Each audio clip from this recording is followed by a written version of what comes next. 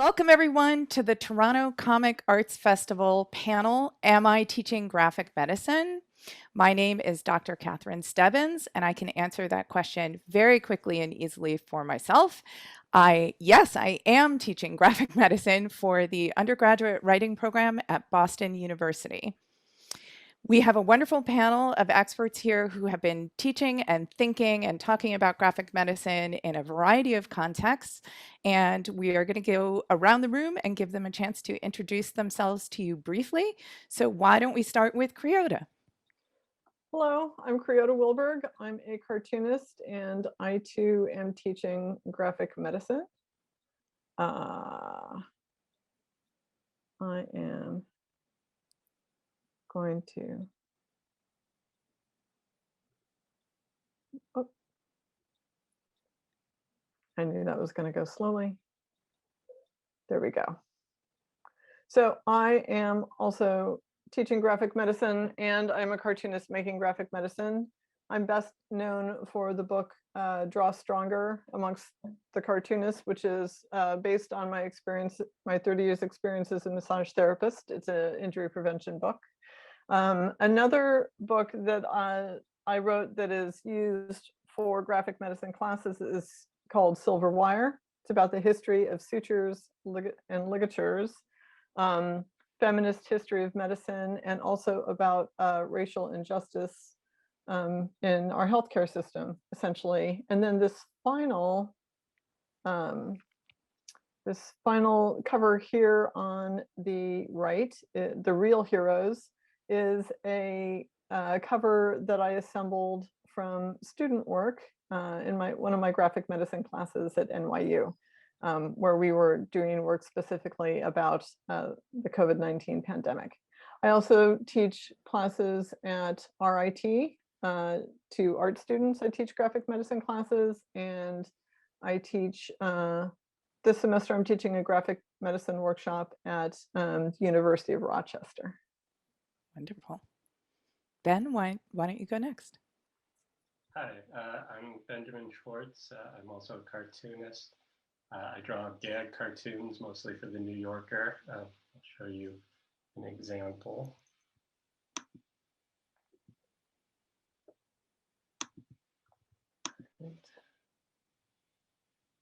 You'll see this. So saying, I spy with my little eye something heading towards divorce.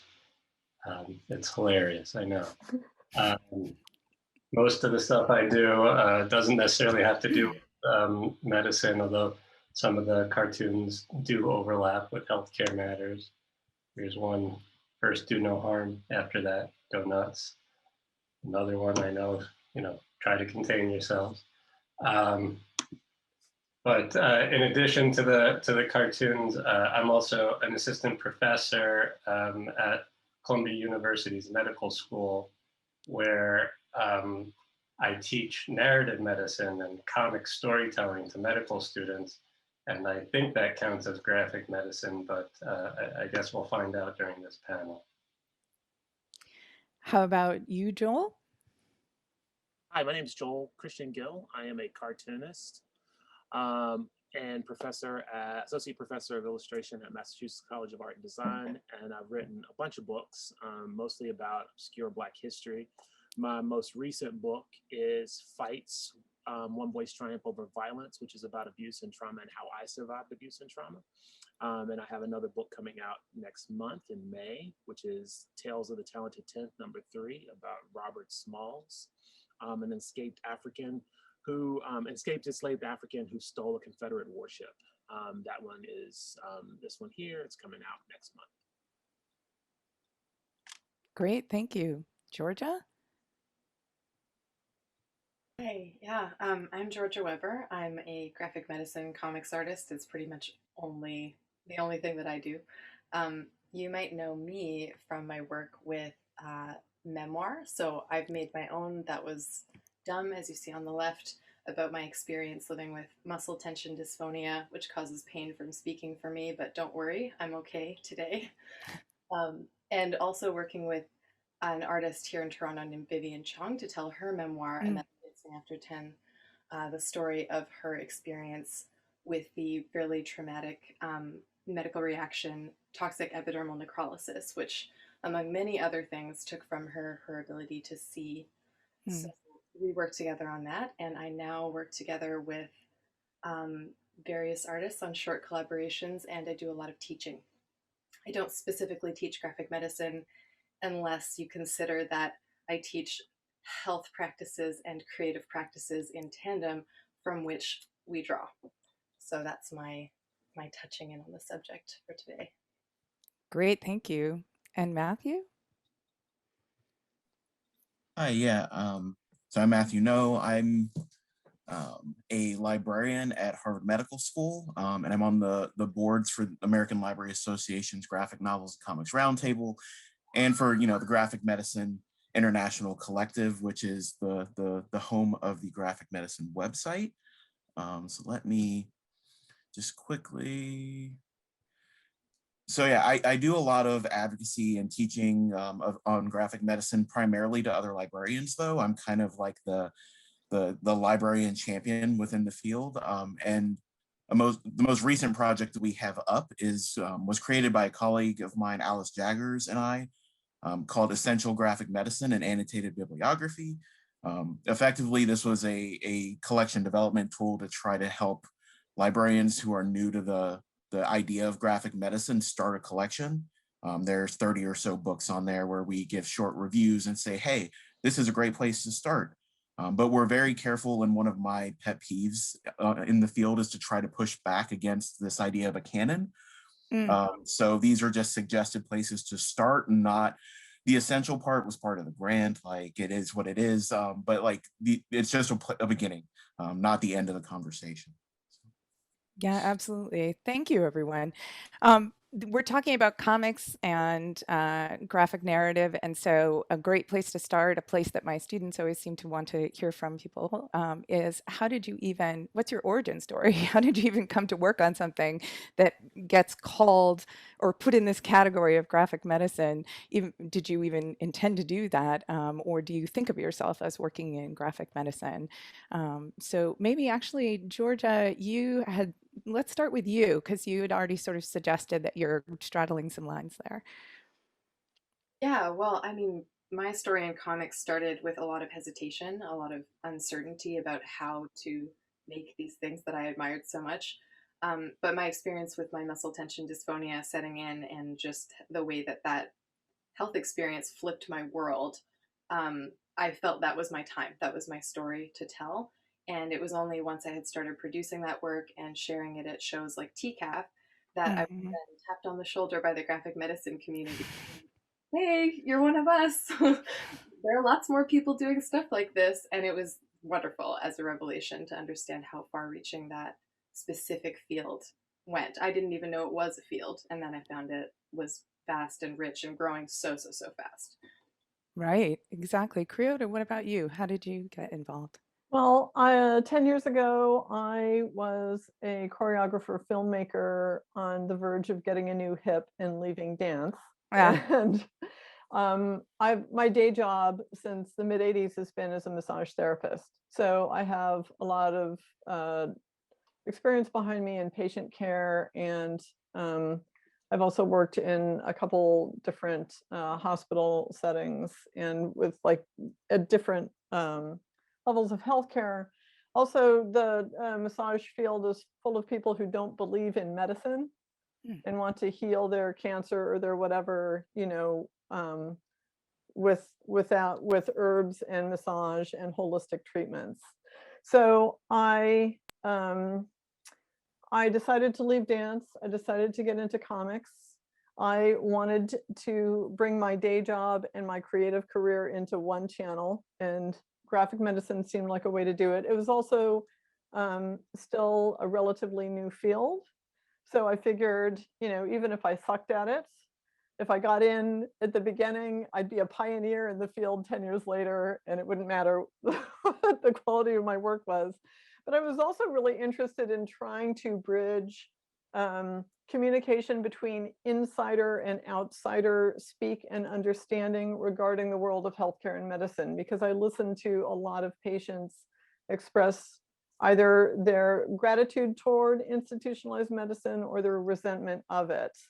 And I think that those conversations should be going not just to the massage therapist, who's kind of like the mute, witness, but also like there should be more of a dialogue with the healthcare system instead of the peripheral caregivers. So that was one of my motivators. And essentially graphic medicine is all I do. I don't do comics about other things. Oh, yeah, really interesting. So then that is somewhat of a contrast to Ben. Do you want to talk a little bit about whether you even think of yourself as a graphic medicine person, beyond these kinds of confabs, et cetera? Sure. I mean, I think I am a graphic medicine person. I feel like I've been on a graphic medicine trajectory for most of my life. Since I was about 6 years old, all I wanted to do when I grew up was either be a doctor or a cartoonist. And through a convoluted path, I wound up kind of doing both.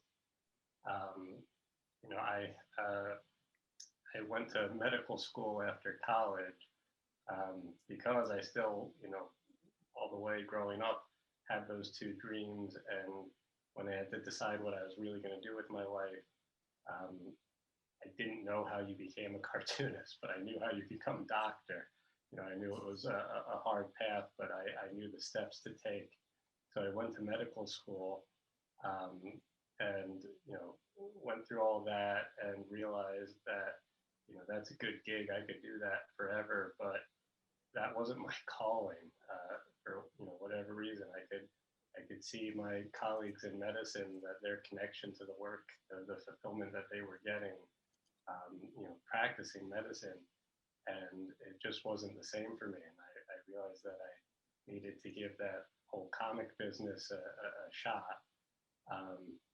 So, much to my parents' chagrin, I left medicine and went for it as a cartoonist. At which point I thought I was leaving medicine all behind. But I went to medical school at Columbia, which is where I teach now. And one of the great things about their medical school is that they have this narrative medicine program, which you can now find in other schools or similar types of things. It's essentially like a medical humanities program. And I had made some good connections with the people in that program when I was a student. One of the best moments I had, or best experiences I had as a student, was actually during my 4th year when we had some elective time. I carved out an elective where I was making a children's book about a medical topic. And so, I kept these connections up, and after I had left and sort of established myself as a cartoonist, I was invited back to teach within this narrative medicine program, most of which, narrative medicine is a lot about teaching, human skills, communication skills, empathy through art. A lot of the existing narrative medicine structure is very prose and text based, and they wanted to open it up to more visual arts and new types of storytelling. So I developed a comics class, first for 4th year students, then developed one for 1st year students as well. And now I also mentor students at any stage on what they call their scholarly projects, which are kind of like thesis projects for medical school. Great, fantastic. Matthew, what about you? Can you say a little bit about how you came to this field? Yeah, it was kind of an accident. I stumbled across graphicmedicine.org. At the time, it was just run by Ian Williams and MK Serwick when I was in grad school, so 2014. And I was studying to be a librarian, specifically a health sciences librarian. And so I was thinking about health literacy at the time. And that was kind of my entryway into graphic medicine, thinking about how comics could be a useful communication tool for getting across difficult subjects, and they can be. And we need a lot more research on that, though. I'm just going to throw that out there. But so that's how I started with it. And then I just kind of fell in love with it because it coincided with me really truly becoming a comics reader, because I wasn't before. I didn't grow up reading comics. Like, I wasn't a big, comics kid. My wife got me into comics, and it happened, or we had just started dating at the time. And so it kind of was this amazing confluence of things. And now it's just, I kind of ran with it. At the time, there weren't many library collections dedicated to graphic medicine. There are many, many more now. That's been an effort of, educating people and combating the stereotypes of comics being lesser than, or maybe not appropriate in academia, which I'm sure all of you have run into as well. Like, it's still a thing that we're constantly pushing on, but and yeah, so it's just been nonstop ever since I graduated. My very first job, like, I was like given free reign to build a graphic medicine collection at UMass Medical School, and then I was given an opportunity to like do outreach and teaching and develop these book club programs, and then I got hired on at Harvard Medical School to basically do the same thing. And so it's just kind of been this whole path for the last 7 years, I guess it is now. That's a longer time than I think it actually is. But pandemic time means the time doesn't really matter anymore. So Yeah, but definitely the growth of the field over the last 10 years has just opened up all these great opportunities for people to come in and do a lot of exciting things. So Joel, what about you? Do you think of yourself as working in graphic medicine? In what ways? How did you come to comics and this particular kind of narrative? Well, most of my work is based on history. So Mhm. Strange Fruit and Tales of the Talented Tenth are all about obscure Black history. And it wasn't until Fights where I talked about my own trauma and surviving my own trauma and abuse that happened, that I think that I was even on the radar for graphic medicine, because dealing with trauma and abuse in the way that I did and in the way surviving that means that there are people that will look at this and see this as like, there are places where you could actually put that out. But for the most part, I always thought about comics, not necessarily like, in my opinion, comics being a medium, not a genre. So, it was almost like, I just make stories that I think are interesting. And it's kind of like I always tell my students, right? You make dope stuff. So you want everybody else to think that the stuff that you make is dope too. So like, that's pretty much how I do it. Right. And unlike Ben, when I was growing up, I wanted to be a cartoonist and a rapper. I'm a professor now and a cartoonist. So like, I still like talk a whole lot. It just doesn't rhyme.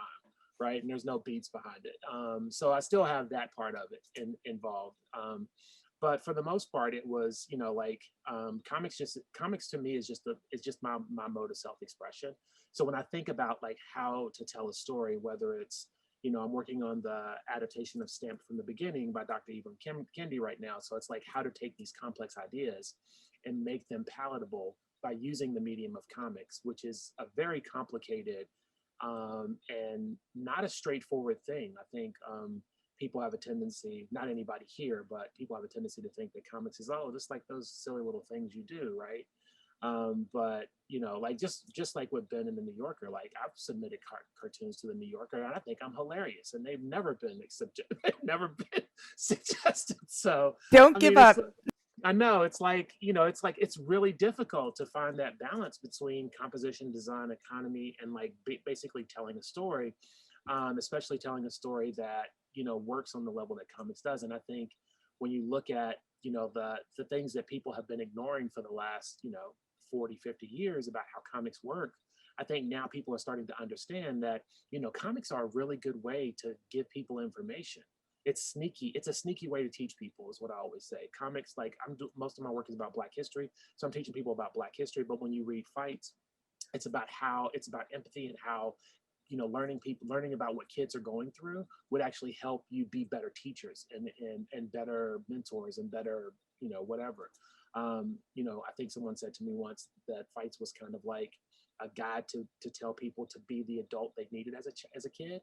And I think as long as comics are doing all of these things, then, I'm still going to be drawing comics. I hope that answered your question. Like I said, I'm a professor now, so.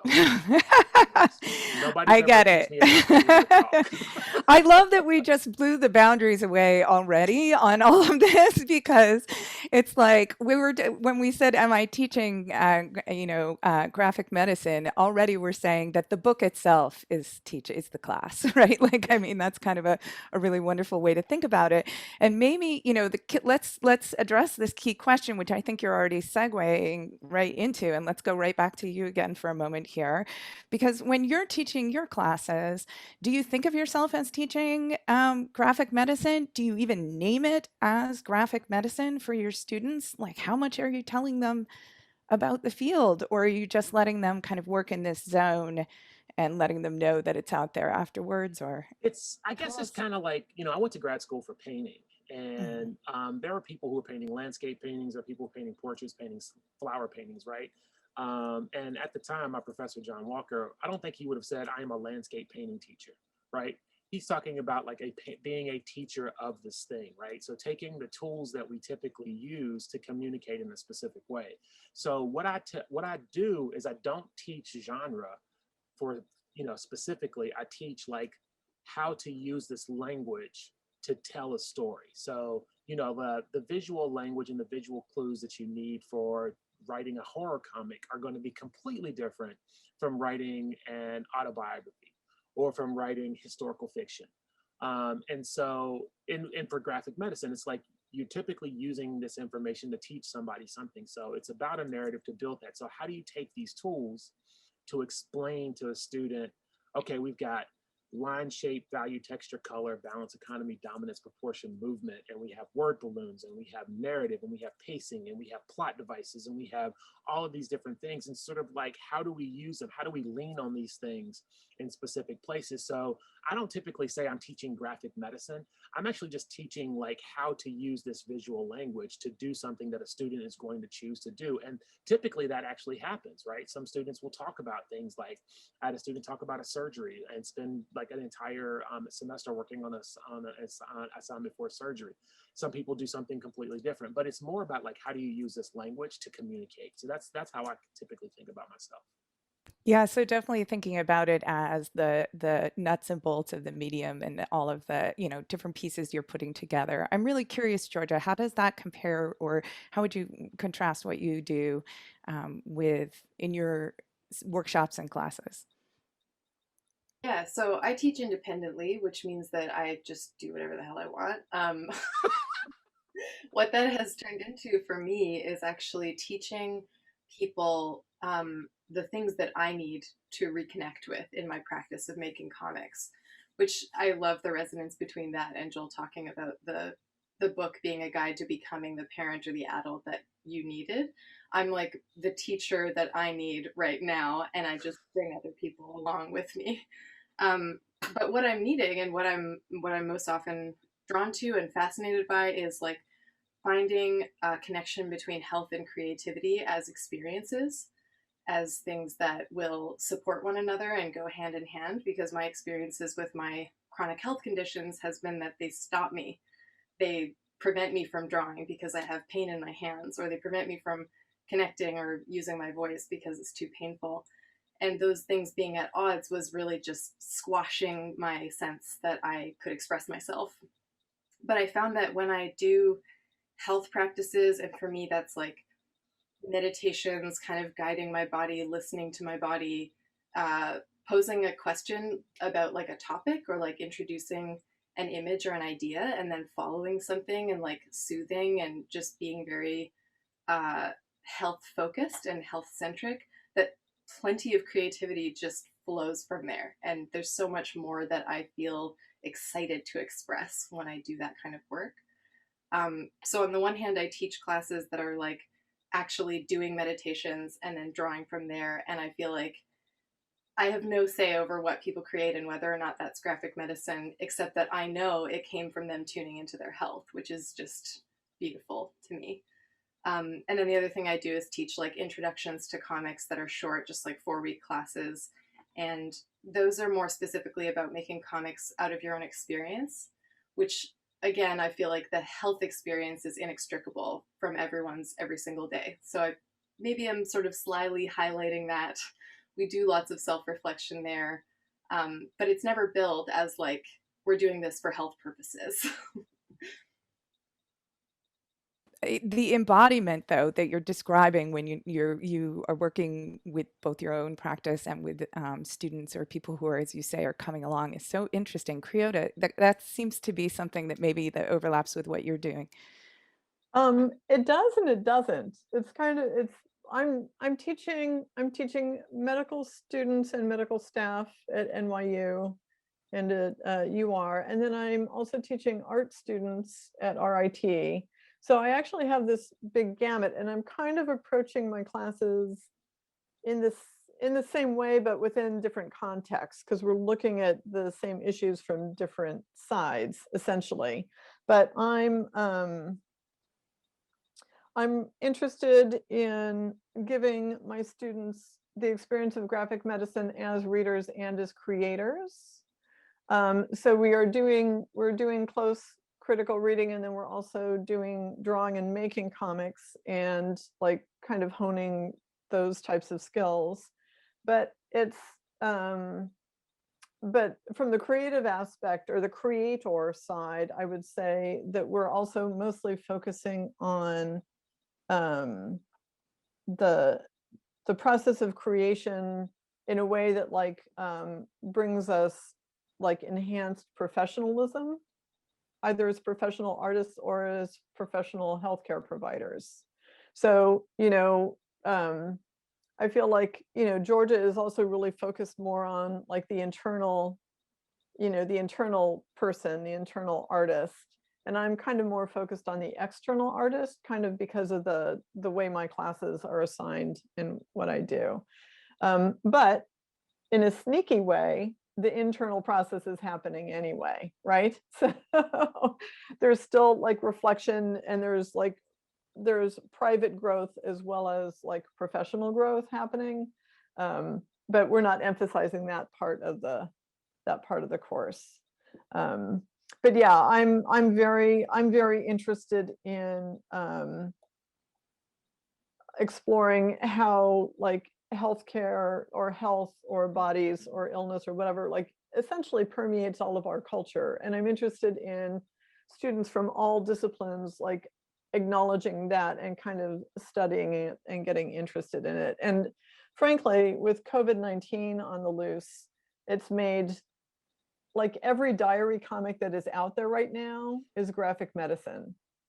Even if you do not mention health or illness directly, it's like if you have a picture of someone with a mask on, if you have a picture of someone staying home, like it's graphic medicine. Ta-da, congratulations, you were one of us, right? So I'm also like, I'm very interested with my students in trying to like have them see that kind of permeability between the medical world and the personal world and the cultural world and the historical world, and how those, how those parameters are very, very fluid. So. Yeah, absolutely. The mask definitely makes the question of health visible automatically. Right, Like you just have to.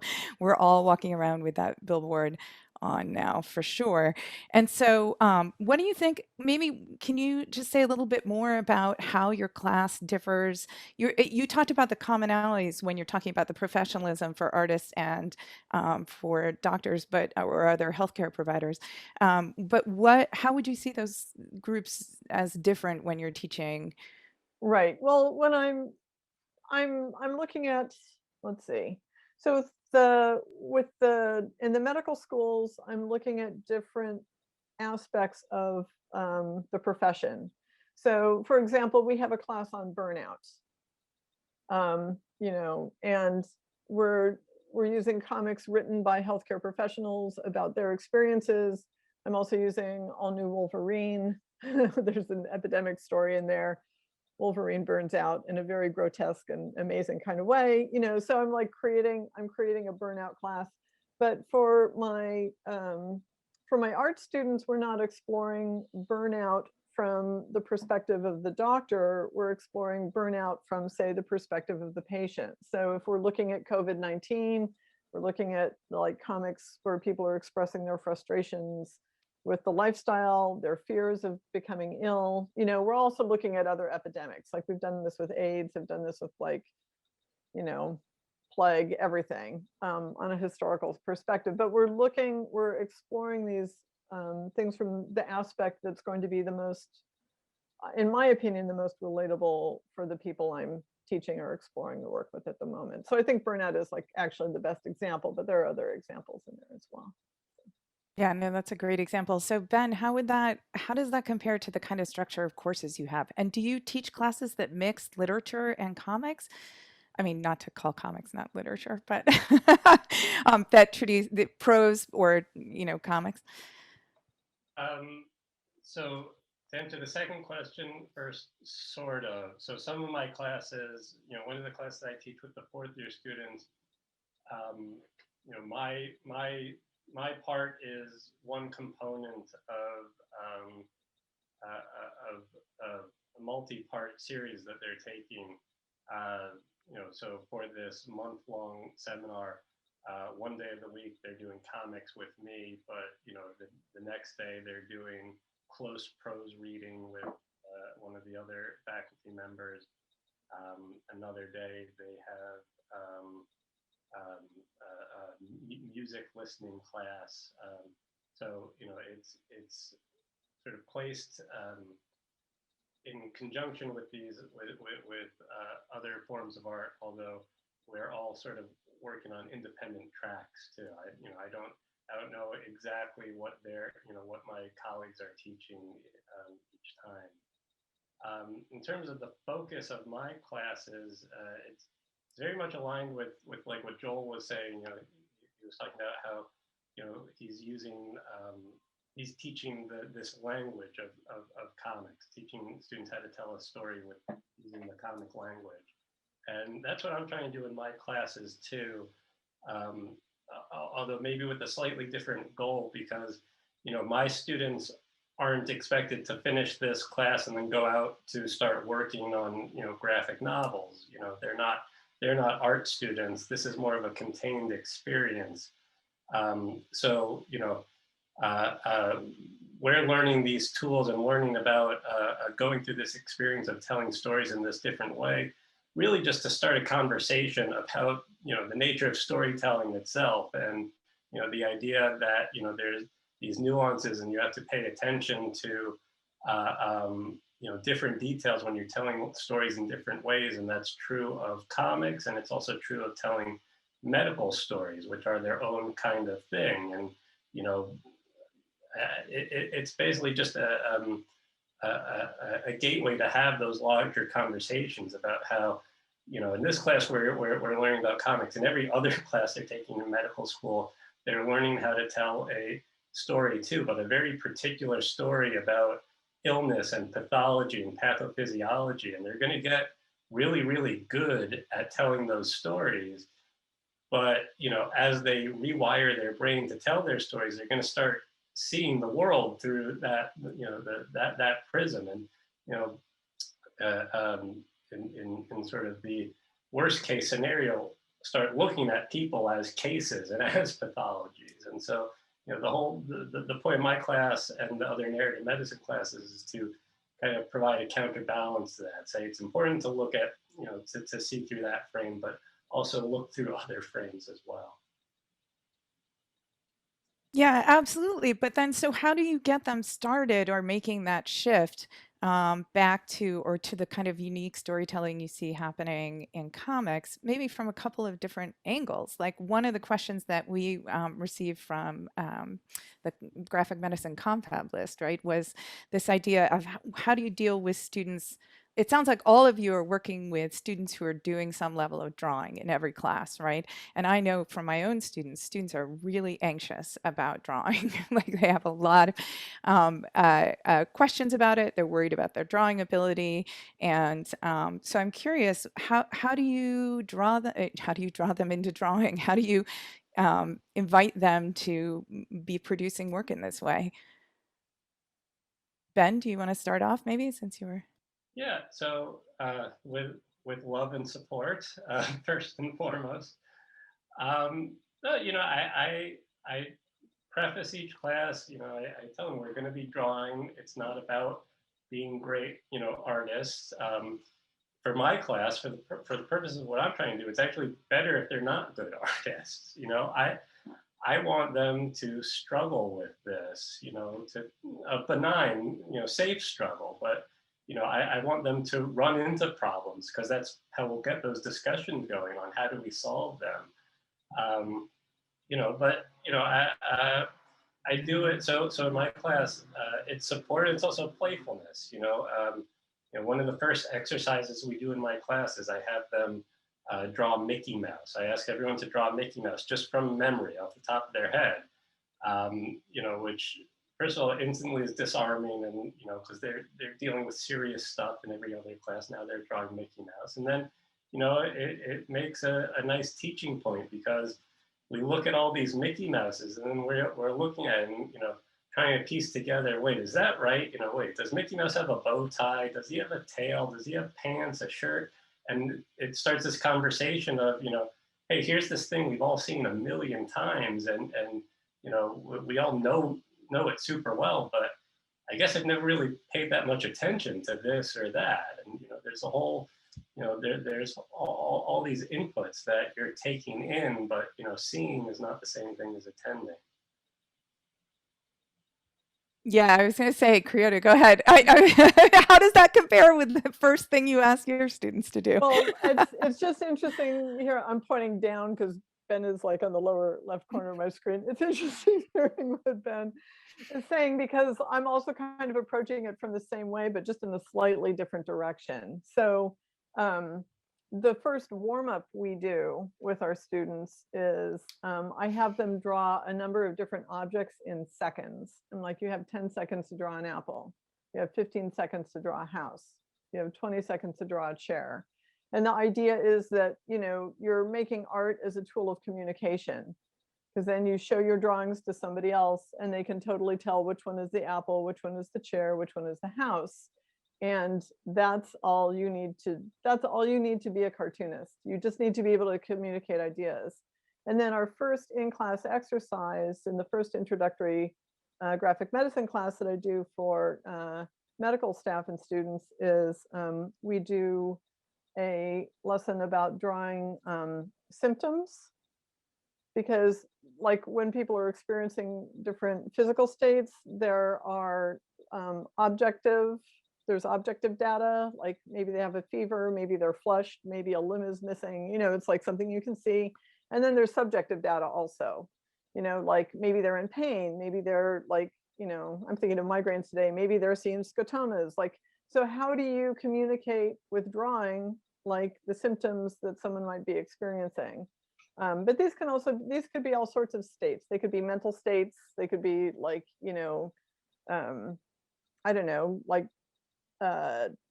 being drunk, having the flu, you know, lymphedema, whatever it is. It's like there are all these different things that you could do. So usually with our first classes, we draw like patients or ourselves or other people with symptoms, and then we exchange drawings and we diagnose each other's drawings.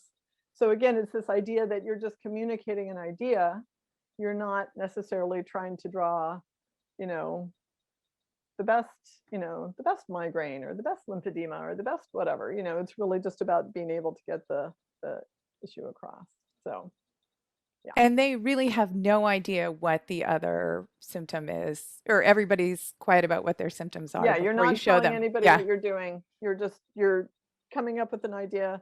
You know, also I encourage them to use like props or metaphors, you know, so sometimes like for an example with lymphedema, which is swelling in the arm, someone might draw an arm, but also with like an anchor hanging from it or a ball and chain or something like that. So I'm just like loaded in, use all the cartoon tropes to like communicate these ideas.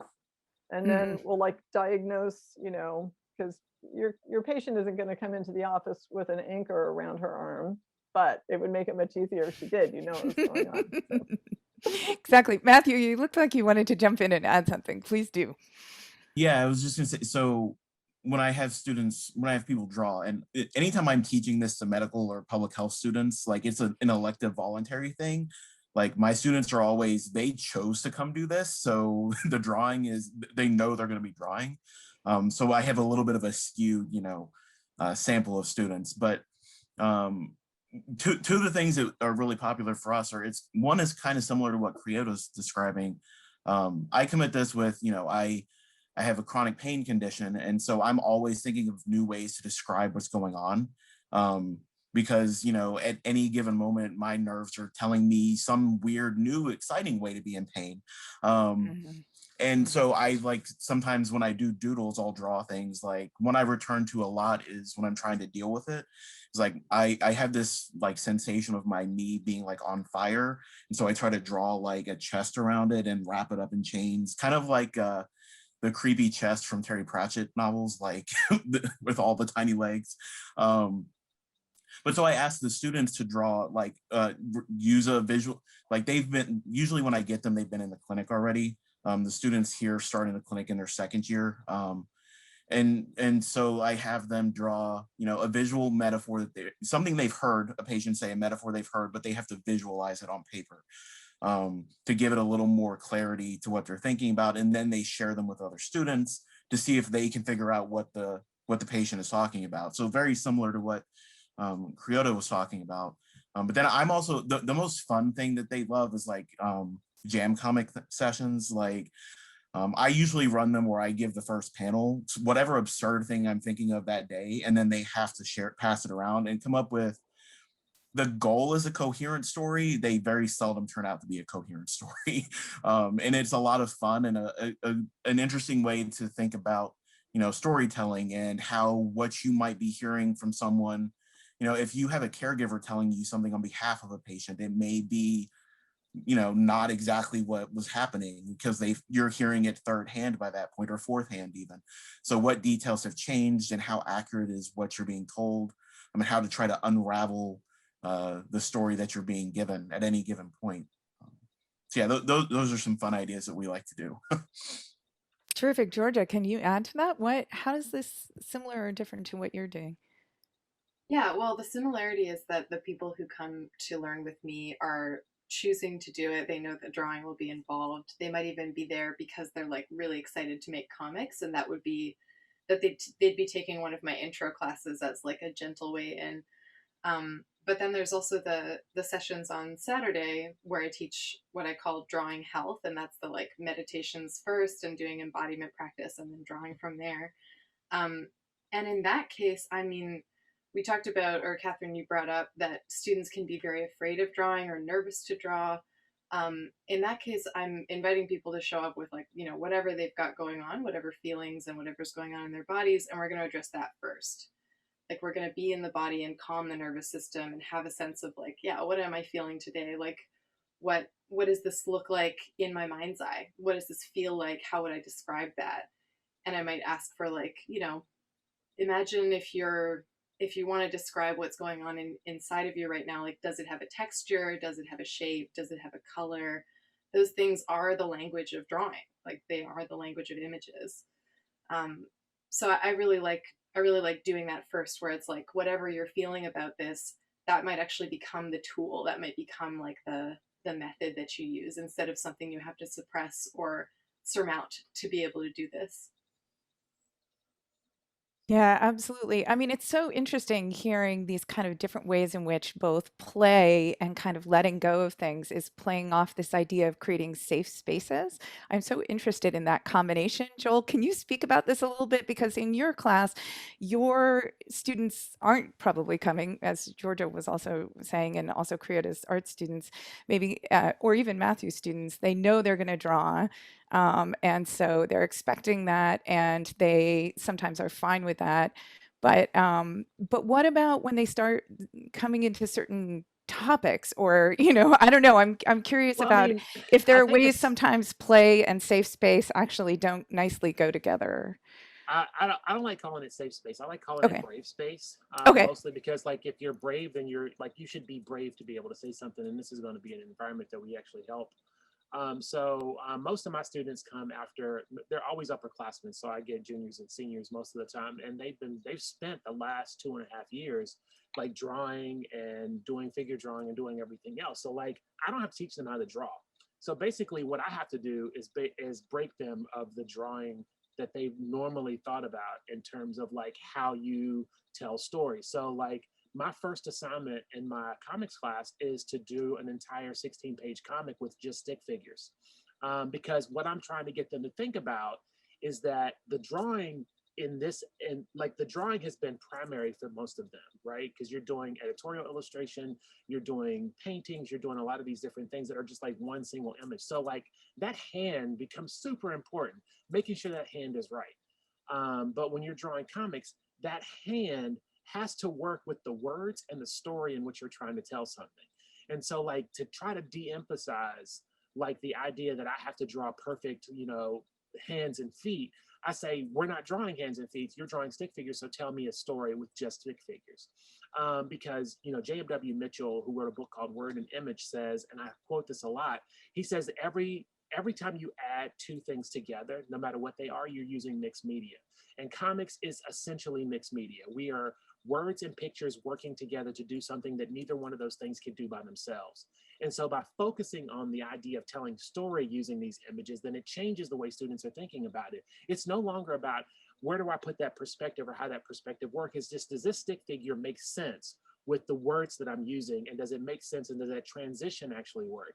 And so I kind of break it down like that. And then after breaking them and having them draw, like automatically, it's like intro to graphic novels, you got to draw 16 pages and it's due next week, right? They're just like, holy shit, what am I going to do now? And they get scared and they start doing it, and it sort of breaks that fear. So when they do when we start actually putting stuff together, it's just like, okay, now I see what I'm trying to do here. And like, I'm focusing on these specific things. So I think that's typically how I think about it. Not so much as like, of like making it a brave space or making it a space for them to draw. It's just more about like getting them to understand that this is a mixed media, right? We are mixing words and images. And when you mix words and images, neither one of those two things can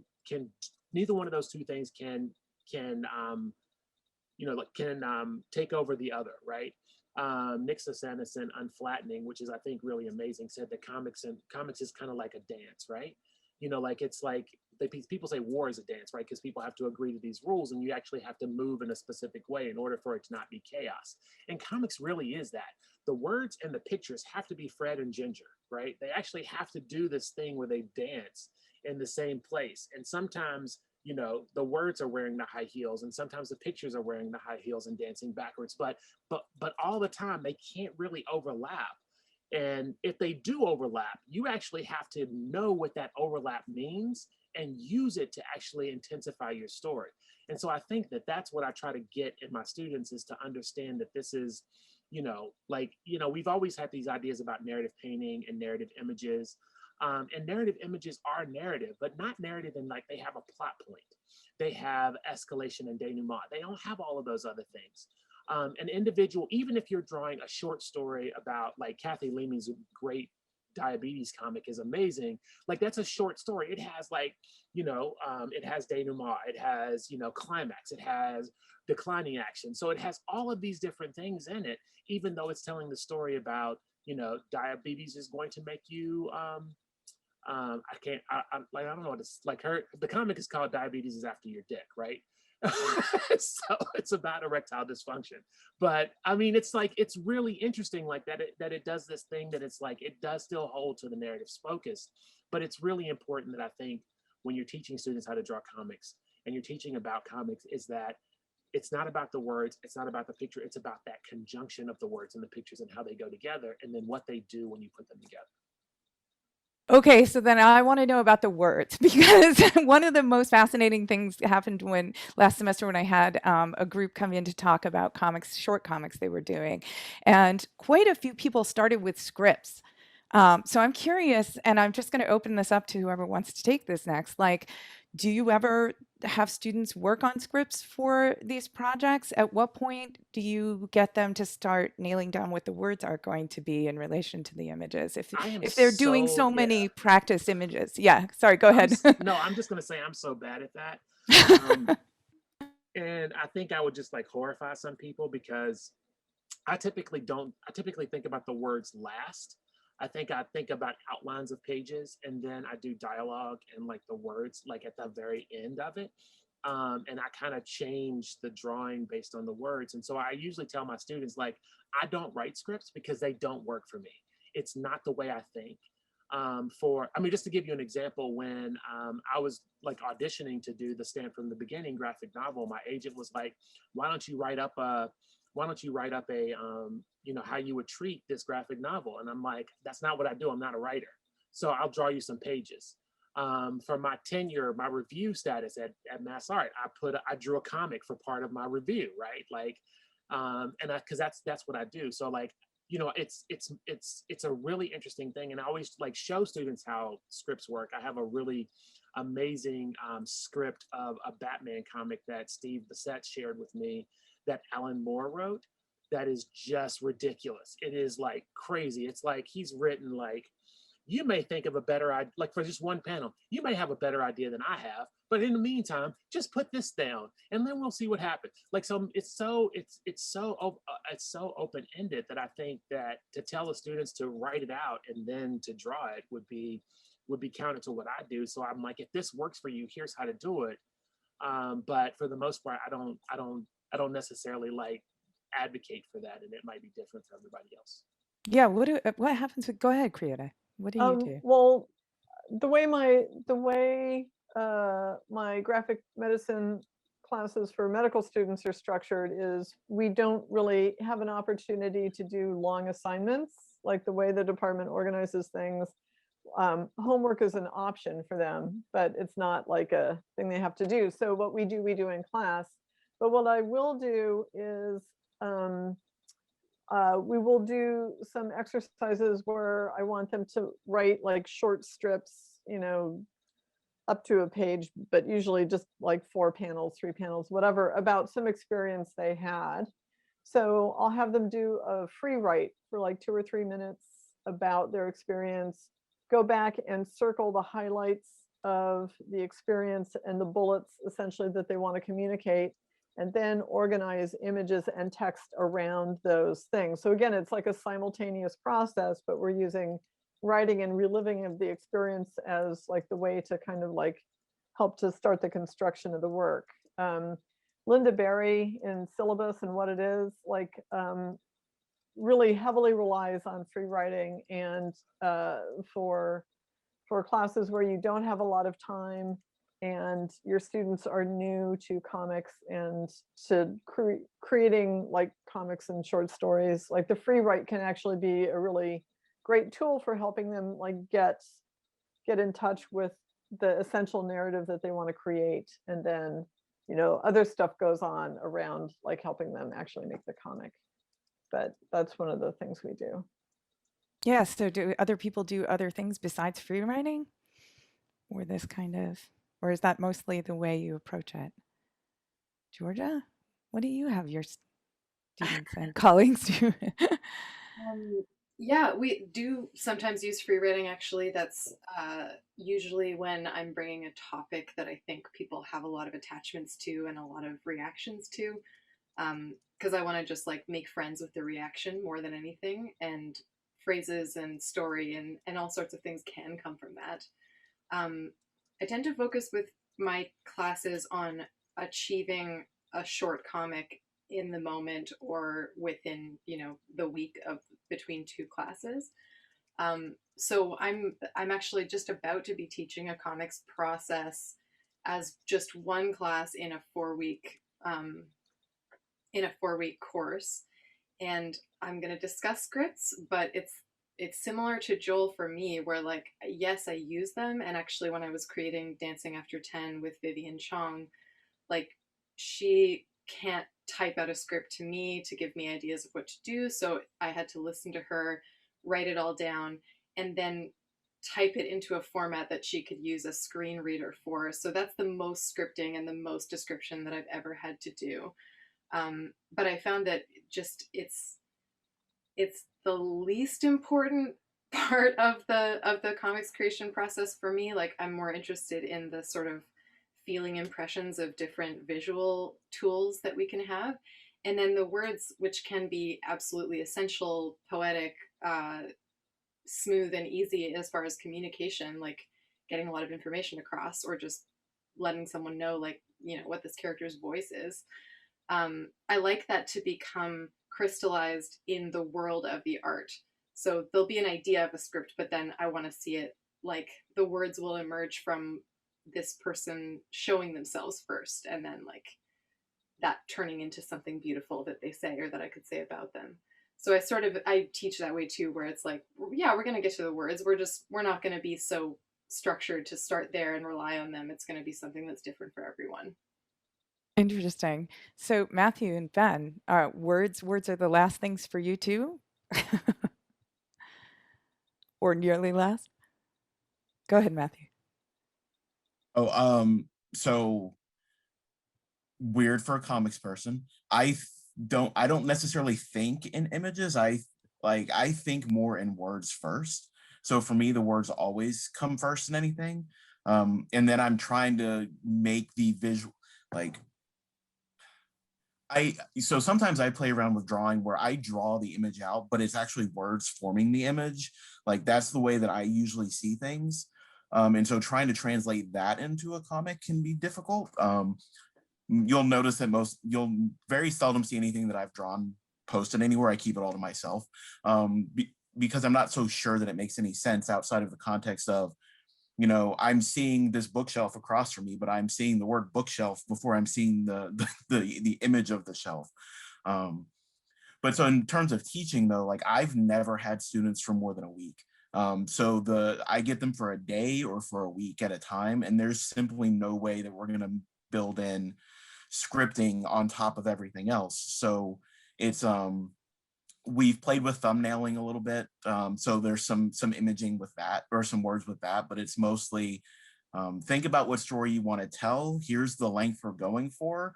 And let's see how we can make it fit together more so than these are the exact words that are going anywhere. Yeah. Yeah, Ben, do you ever have them do scripting? How long are you getting students for? Get them for around 6 weeks at a time. Okay. They they do one longer form project for me that's kind of like their final assignment, and I'm not super prescriptive in terms of how I think they should approach that, or how I teach them to approach that. You know, I give a little bit of an overview of different ways that other people, you know, start, and you know, show them that some people start with words purely with a script to let them know that that's certainly okay. That might be more comfortable for them, since most of these students don't have much of a visual drawing background. But I show them the opposite too. That people can start with visuals. I try to, I guess, use that to get them more than anything, whether they're starting with the images or the words, just be thinking in terms of moments, and you know, the moments that they want in each panel, or the beats of the story, and really, you know, impress upon them that it doesn't all come out perfectly at once. That just like with their writing, you know, making a comic is an iterative process, and you go through drafts, and you know, you shouldn't expect to start, you know, your drawing at the top of this panel in this corner of the page and get to the bottom of this corner and you've got your comic all done. That, you know, think through the moments, the beats, you know, take another pass and say, oh, well, actually that, I want to expand that into 3 different panels because I want to stretch out this moment, or actually I have a lot to say in this one panel and it's just going to crowd it out too much, so I need to give it more room on the page. But you know, that still doesn't answer, you know, where you start. But that's because I don't have an answer. Even with my own work, I don't know that I'm consistent in terms of starting from words or starting from images. I think I go a little bit back and forth.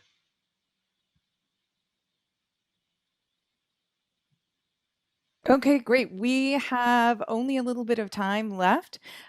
So I think I kind of like to hear a sort of flash answer to a couple related questions on this issue of comics. I mean, one of the wonderful things is that there's a tremendous amount of variety that's come out in everything you said about how you're approaching this.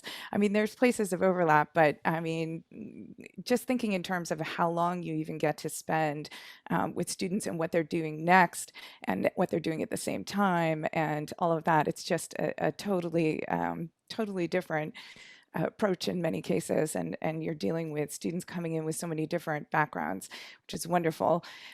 So variety, of course, is also very much there in the world of comics. We had people who were interested in hearing an answer to the question of what makes comics particularly useful in the field of medicine. Maybe we could hear from, go around the room and just say, why do you think this is a great field to continue to explore and expand? Matthew? Question. So my justification for comics is usually around it sounds like buzzwords, and I'm sorry for that, but like the empathy question is a big one for because we basically break medical students down and teach them that, hey, think of the body as a machine, forget about the person. We're getting better at that. Programs are getting better at trying to avoid that. But it's still this major issue. And so comics offer a chance to try to offer a corrective to that a little bit. Earlier, I was grabbing the Graphic Medicine Manifesto. I love Susan Squire as a chicken in this says this. Manifestos acknowledge that there's not one universal subject. So too, graphic medicine resists the notion of the universal patient and vividly represents multiple subjects with valid and at times conflicting points of view and experiences. And to me, that really sums up why I push for this so much in medical settings, is because, you know, there is no one patient. Like it's a useful teaching tool to train people that way, but then we have to break them back out of that so that when they get into the clinic, they're going to see everyone, you know, more individually and think, okay, maybe what worked for patient X isn't going to work for patient C tomorrow. And so with comics, there's a chance for more stories to be heard and more experiences to be told. And they're not necessarily just medical ones either. The different book I grabbed that I'm in love with is Paying the Land. And so it's not necessarily graphic medicine, but this history informs everything about the way people interact with healthcare and with government and with everything else. And so it fits in graphic medicine. We need these stories to be heard and known. And it offers a different perspective than this universal that doesn't really exist. So yeah. Yeah, Georgia, what would you add to that? Well, it's interesting. I mean, the thing that springs to mind is subjectivity, like that's just what we're all dealing with all the time, and that the more we can bring validity to and really just acknowledge the truth of subjectivity, even in fields that rely so heavily on science and technology and all of the gifts that those things have given us. Particularly too, from that perspective, like I feel the common experience, at least amongst people that I know, is that the knowledge that we can have about the body, given the incredible detail of science and technology and the research that's offered us, it's overwhelming. And we don't have, there's no point in life where we're handed like a user's manual for our bodies. So having any of that communication, any of that information coming to you in a more digestible fashion, like as a patient, as a body owner, a body inhabitor, for me to be able to learn more about not only how my body works, but also how professionals deal with my body, like that can be hugely empowering and sort of change the dynamic between people who are within that medical establishment, people who hold power, people who gatekeep, and then the people who actually receive all of that, or who are being like controlled or shepherded or healed or helped by those people. Yeah, absolutely amazing. Joel, what would you add? Why comics and medicine? Why comics? I mean, it's like everything that I've said before, right? Like studies have shown that some people are visual learners, some people are written, and comics are written and visual, right? So like it does both of those things at the exact same time. So teaching people anything requires images and words, and that's my opinion. And so with comics, you actually get, I mean, I think that, you know, like people have talked about this a lot. There's lots of studies that show like kids will read something and they read a comic, and like finally you got a kid to read a comic about history. And so that, like, getting them to read prose about history is like a slog. Getting them to read images, and especially if you can tell an interesting story, you actually have that. You actually are giving them something more. So when, you know, like what Georgia said about, you know, not having a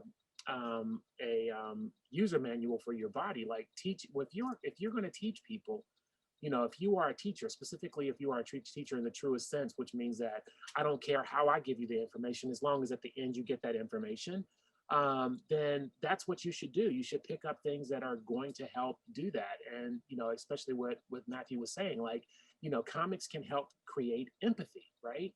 You can actually see and feel these things that other people are seeing because of the simplicity of these things, and because of they connect on a visual and written word. And it's like, it also taps into, you know, that shared symbology that we actually have. It's semiotics, right? We all like have these images in our head, and we all universally understand them. So universally understanding those images, and then connecting words to it, basically creates this, you know, confluence of like, I now understand, like, and how I can do that. And so like using comics to do that is just, you know, I think is what people should be doing all the time. And I'm kind of biased, but you know. Yeah, it's such an interesting idea to think of it as a meeting place for the visual and the textual learners. Go ahead, Ben. What would you say is your main reason? I mean, I agree with everything that's been said, especially, yeah, this idea that, you know, comics as a form is kind of the best of all worlds. You get that visceral connection that you get with visual input, but it's a self-guided experience. It's it's not coming at you in real time like other visual storytelling, you know, movies and films and plays. So you get that intimate experience that you get with other forms of reading. You know, and then in terms of, I think, the value of learning how to make comics, at least in the context of medical students, and how I'm seeing it, I think there's something tremendously helpful about learning to think in panels. I think that form that helps you develop a certain mental discipline around explaining concepts and breaking down large information into digestible chunks. You know, you can and people have made comics that are, you know, incredibly nuanced, in-depth, and go on for thousands of pages, but they're still told through small moments, and they still have to be communicated in that way. So I think that's valuable. Fantastic. Kriota, last thoughts. So everybody has said everything I absolutely am already behind. I'll just add a couple different things. One thing is that I think one thing that makes comics work well also works against it sometimes, and that is that it's perceived as lowbrow media. But because it's seen as lowbrow media, the underestimation of the impact comics can have on a reader, or the making of comics can have on the maker, kind of also makes comics seductive for students. So I think that some of them are drawn to it because they're like, oh, this is just going to be play and I'm not going to have to think about this. So comics is also like, it's a seductive media that like, yeah, some people recognize the value and the power of comics, but some people who don't will see it as like a benign experience. And so it's also an inviting media that we can like pull some people into because they do not see it as a threat to, you know, self, you know, or other whatever. So they're not seeing it as a threat. So it's an invite, and then we can bring them in. So the thing that also like works against us sometimes, that lack of respect can also like be a very powerful tool, like, or a seductive tool that we can like draw more people in with. So yeah, I think I'll just add that to the pile of other really excellent things that have already been said about comics.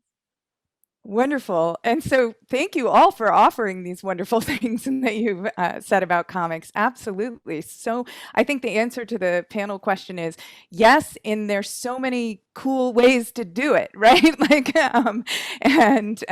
So I hope everyone enjoyed it, and thank you for listening.